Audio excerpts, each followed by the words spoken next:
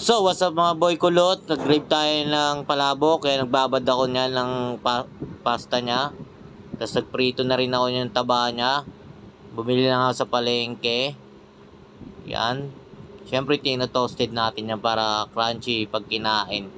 Tapos nag-prepare na rin ako dito mga ng sibuyas, bawang, tinapan na durog. Yan. Tsaka yung atswete. Ayan sa kabila, atswete. Tapos yung pinirito natin na tabayan. Tapos may tokwa. Yan, dudurugin lang natin yan guys. Tapos bumili na rin pala ako ng chicharon na durog. Tapos yun, pinakuluan ko na. Tignan ko ulit yung pinapakuluan ko yan guys. Ayun o. Hinalo-halo ko lang yan. Minekos-mekos na natin yan. Pero sinabay ko na rin dyan yung itlog. Para isang pakuluan na lang. Kasi di-drain din natin yung tubig niyan eh. Hugasan din natin yung pagkakulo. So ayun yung itlog guys, sasabay natin yan para isang kuluan lang, para hindi masayang access pa sa sa gas. Oh, yan. Takpan muna natin. Yung pagkatapos yun, naluto na yun. Yung tirang mantika ng taba. Yan o. Oh, mainam. Tapos yung tira yan, yung taba ng baboy. Yan, naglagay ng bawang para ma-aroma siya. Sunod natin yung sibuyas. Yan, sibuyas. Yan, mekos-mekos lang natin.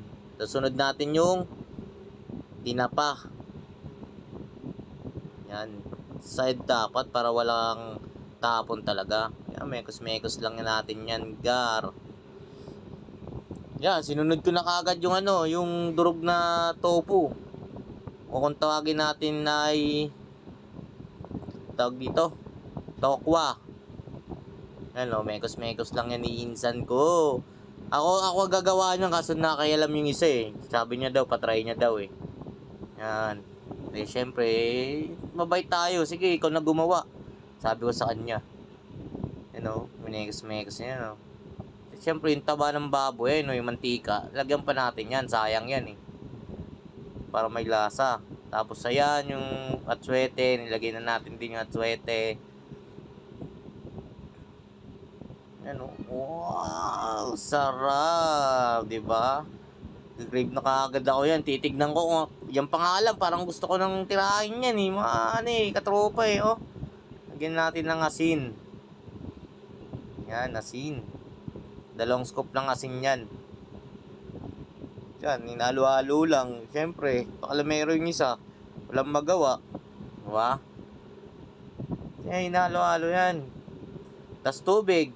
Mula sa pinagbahaan kahapon, kumuha lang tayo ng 2 baso lang yan. Yan, hintay lang natin kumulo. Na lang yun eh, kinat lang natin yan mga girl, kasi hindi pa tayo masyadong malupit mag-edit. Yan o, diba? Yan, halu-haluin lang para matanggal yung yung pagkabuo-buo niya. Para umiwalay. Yan yung tawag dito, chicharon, ay yung chicharon. Wala yan. Madilim kasi kaya inililawan natin. Halo-halo lang. Tignan natin mamaya kung gaano kasarap yan, mga gar. Yan, sinabay ko na rin pala yung yung pasta. Yung palabok niya, yan. Tapos halo-haloin lang din yan. Ganyan lang, napaka-basic lang. Paulit-ulit lang, halo-halo.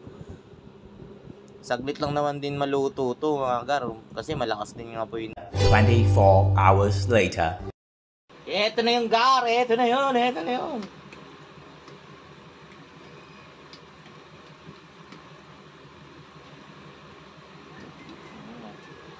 First bite.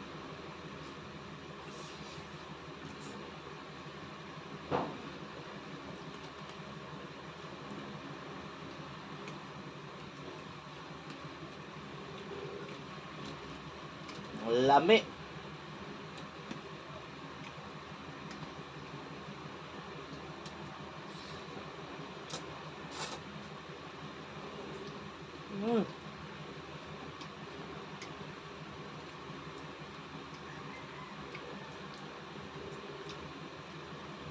Wala ang kalamansi. Nandito lang guys. Kain muna ako. Bahala na kayo.